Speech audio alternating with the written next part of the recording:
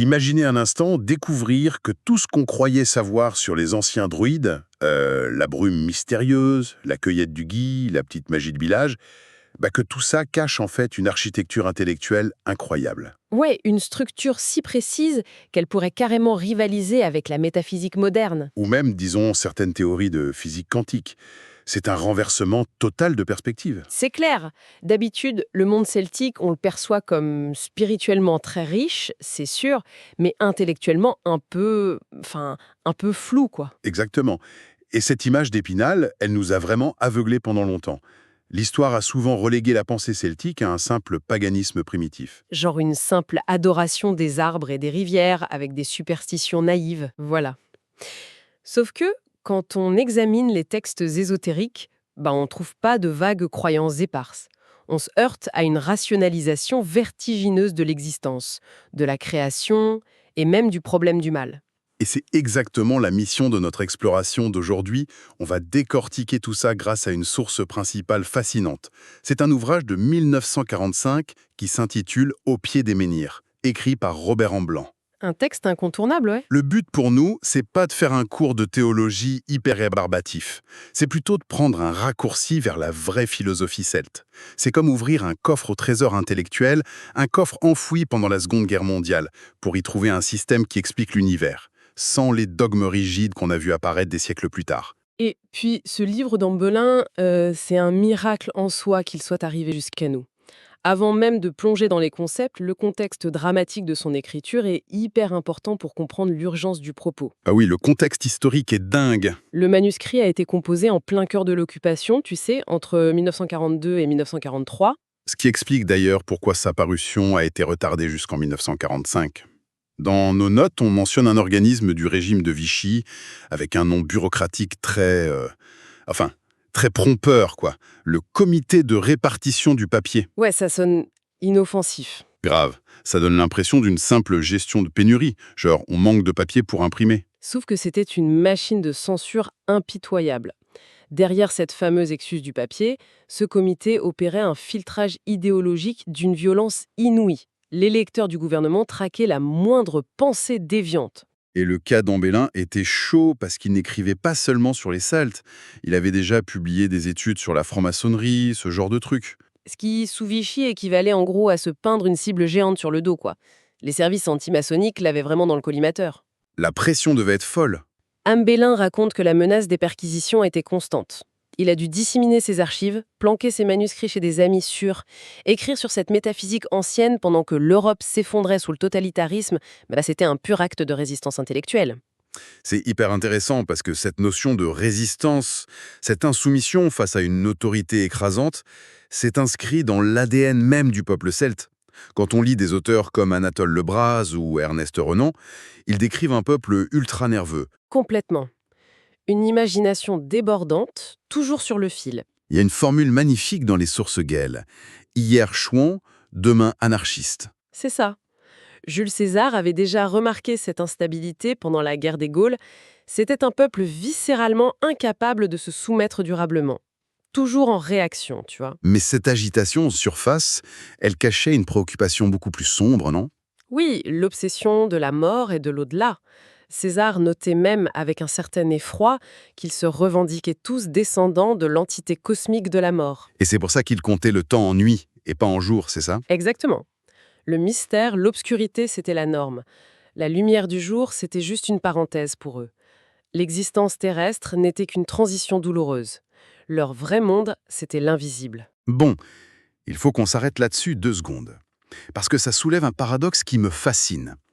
Comment un peuple décrit comme aussi chaotique et instinctif a-t-il pu concevoir un système de pensée d'une précision aussi clinique? C'est une excellente question. Je veux dire, c'est comme observer un océan complètement déchaîné en surface, avec des tempêtes incessantes, et puis tu plonges, et tu te rends compte qu'en dessous, il y a un récif corallien d'une géométrie absolument parfaite et imperturbable. L'analogie est très juste. C'est précisément l'intensité de leur chaos émotionnel qui rendait indispensable cette rigueur spirituelle. Si le monde visible est mortel et imprévisible, alors l'invisible doit être inébranlable. Ah, je vois. Un besoin d'ancrage absolu. Voilà. Et cette stabilité mathématique, elle prend racine dès le point de départ de leur doctrine, leur définition de l'absolu, ce que nous, on appellerait Dieu. Et là, dans les sources, on est à des années-lumière du vieillard à barbe blanche assis sur un nuage, quoi. Totalement. La conception celtique rejette violemment toute forme humaine ou corporelle pour l'être suprême. Il le nomme l'être des êtres, pur esprit, infini, immuable. Et il a un nom imprononçable, c'est ça, O-I-W.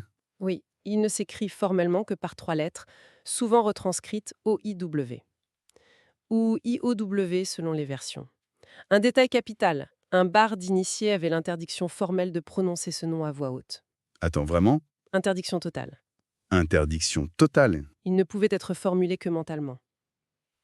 Pour eux, formuler le nom à voix haute, c'était risquer d'enfermer l'infini dans les vibrations limitées de la voix humaine. C'est d'une abstraction folle. D'ailleurs, les textes mentionnent que cet absolu repose sur 3 piliers en équilibre parfait.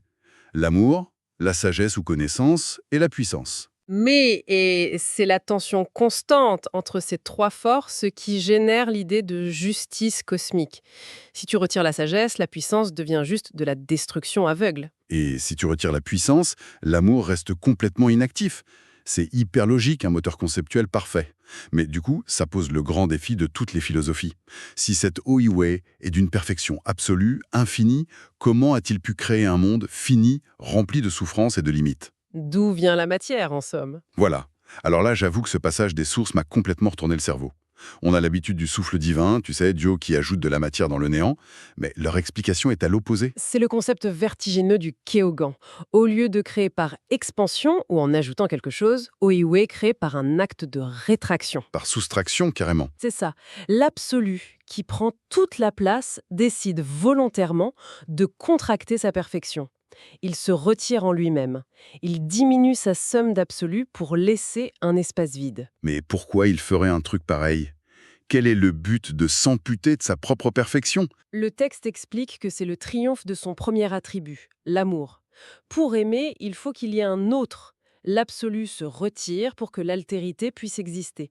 Il se limite dans le seul but de, je cite, créer pour aimer davantage. C'est une idée éblouissante. Franchement, si je devais visualiser ça, c'est comme un peintre face à une toile qui ne serait pas blanche, mais faite d'une lumière absolue et aveuglante. Ah oui, très bonne image. Et au lieu d'utiliser un pinceau pour rajouter de la couleur, le peintre utiliserait une gomme. Il efface certaines zones de cette lumière parfaite, et c'est dans ces zones d'ombre, dans ces manques, que notre univers peut enfin apparaître. La métaphore de la gomme est parfaite pour le Kegan. Mais attention, cette soustraction divine entraîne une conséquence inévitable. Si l'univers existe dans cet espace que Dieu a déserté, alors, par définition, cet espace n'est pas Dieu. Donc l'absence de perfection crée l'imperfection. Mécaniquement, oui. Et ça, c'est la clé de leur explication du mal et de la dualité. L'acte primitif de création scinde la réalité en deux. D'un côté, la perfection restée intacte, qu'ils appellent doué, la lumière, Dieu. Et de l'autre, dans ce vide, apparaît Citrole. Quand j'ai lu ce nom, Citrole, j'ai direct pensé à Satan ou Lucifer. C'est le réflexe classique. Mais en creusant, c'est pas du tout une entité avec des cornes qui complote contre nous, on est d'accord. Pas du tout. Citurol n'a aucune volonté de destruction sadique. Citurol, c'est le vide lui-même, l'inconscient, la matière brute, le chaos originel. C'est la limite inhérente à tout ce qui n'est pas Dieu. D'accord, et la doctrine divise tout ça en grands cercles concentriques. Le plus vaste, c'est le Kegan primordial, le domaine exclusif de Dieu. Exact. Ensuite, on a le Gwenved. C'est le monde blanc, l'univers de la béatitude voulu par l'absolu. Et à l'opposé diamétral, il y a Anun, l'abîme, tout ce qui demeure dans le néant. Et au milieu de ce sandwich cosmique, il y a le cercle d'Abred, notre monde matériel à nous, le champ de bataille. C'est là que tout se joue. Abred, c'est le monde de l'épreuve et de la nécessité. Dans ce cercle, des parcelles d'essence divine se sont fragmentées. On les nomme les manred. Ce sont les germes de vie, les âmes en fait. Et leur but, c'est de voyager à travers la matière pour se purifier, c'est ça? Et les sources parlent d'un trajet qui va du minéral jusqu'à l'humain?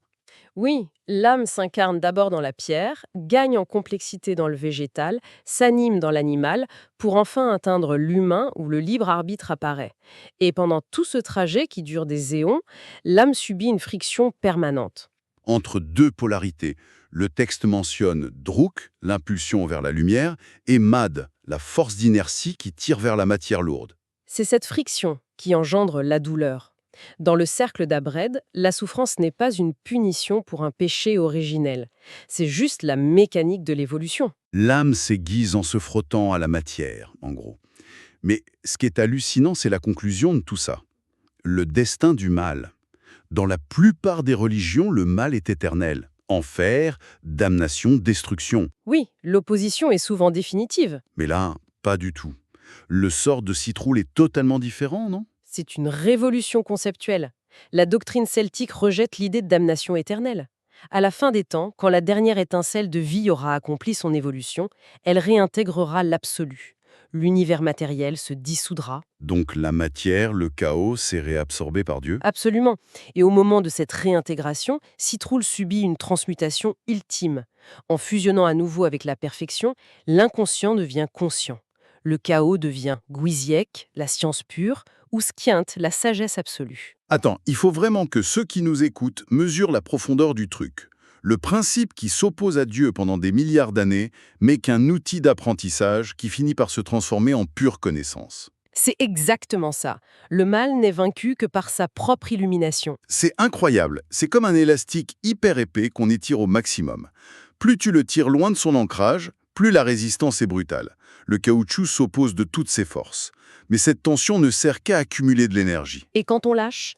Quand tu lâches, la seule destinée de l'élastique, c'est de revenir frapper sa source pour ne faire plus qu'un avec elle. Le mouvement de résistance portait en lui son propre retour. C'est une illustration brillante. L'univers celtique est un gigantesque système de tension dont la finalité est une rédemption totale. Rien ne se perd. Mais bon, face à une cosmologie aussi abstraite, on peut se poser une question très terre-à-terre. Ouais, comment le paysan ou le guerrier celte comprenait ça au quotidien? Parce qu'on imagine mal le druide du village expliquer la théorie de la rétraction quantique avant de semer le blé, quoi. Impossible. Il fallait rendre ce drame cosmique accessible. Et c'est là qu'intervient la fameuse Trinité celtique. Puisque Oiwe est inconcevable, on a revêti ses attributs de masque compréhensible. Et le mot masque, ça vient de la racine de personne, non? Ambélin insiste lourdement là-dessus. Le terme latin persona désignait le masque porté par un acteur au théâtre pour incarner un rôle. Les divinités celtiques ne sont pas des dieux séparés qui se font la guerre. Ça pulvérise le mythe du pédanisme avec le dieu de la foudre qui s'engueule avec le dieu de l'eau. Totalement. Ce sont juste les masques que l'absolu porte pour dialoguer avec les humains. C'est comme si, enfin, imagine une lampe torche très puissante qui représente Oio. Si tu places un filtre bleu devant, tu projettes une lumière bleue, avec un filtre rouge, une lumière rouge. Le spectateur non initié, il voit des taches de couleurs différentes sur le mur et il croit qu'il y a plusieurs lampes. Mais le druide, l'initié, lui, il sait très bien qu'il n'y a qu'une seule et même ampoule derrière tous les filtres. C'est super clair. Et dans les sources, la sagesse divine est filtrée sous les traits de Io, c'est ça? Oui, Io le joue, la force canalisée, l'apparence du vieilleur pacifique. Ensuite, tu as la puissance créatrice, Hul, le jeune guerrier solaire qui combat l'inertie. Et enfin, l'amour divin, incarné par Caridwen. Caridwen, la figure féminine suprême. Mère, sœur et épouse, qui signifie la porte de Dieu. Et elle porte toujours un grand chaudron, le fameux chaudron magique qui deviendra le Saint Graal plus tard. Exactement. Mais dans cette doctrine, ce chaudron ne contient pas une potion d'immortalité. C'est le symbole du monde matériel, du cercle d'Abred. C'est un immense creuset alchimique dans lequel bouillonne la pluralité des formes physiques. Donc l'amour divin utilise ce chaudron pour brasser les âmes, les faire passer d'une forme à l'autre pour qu'elles se purifient en se frottant aux parois de la matière. La rudesse de la vie, c'était pas une punition de Dieu capricieux, c'était la forge indispensable. Sans le feu du chaudron, l'acier de l'âme ne peut pas se durcir. L'expérience de la douleur trouve une justification rationnelle et magnifique. Une philosophie de la résilience absolue. Et c'est fou de voir comment ça a survécu à l'effacement historique. Parce que les druides ne confiaient rien à l'écriture. Quand leurs institutions étaient détruites, Anatole Lebras souligne que cette métaphysique s'est camouflée. Elle a trouvé refuge dans la mémoire des campagnes, dans des contes colportés par de vieilles femmes filant la laine au coin du feu. Des concepts vertigineux déguisés en légendes de fées pour passer sous le radar des autorités. C'est la même résilience qui a permis à Robert Amblin, traqué par Vichy, de trouver la lumière logique pour ne pas sombrer. La pensée survit toujours au chaos en trouvant de nouvelles formes. Le besoin humain de trouver un sens et une finalité rédemptrice est inaltérable. Ce qui laisse notre esprit sur une question vertigineuse pour finir cette exploration.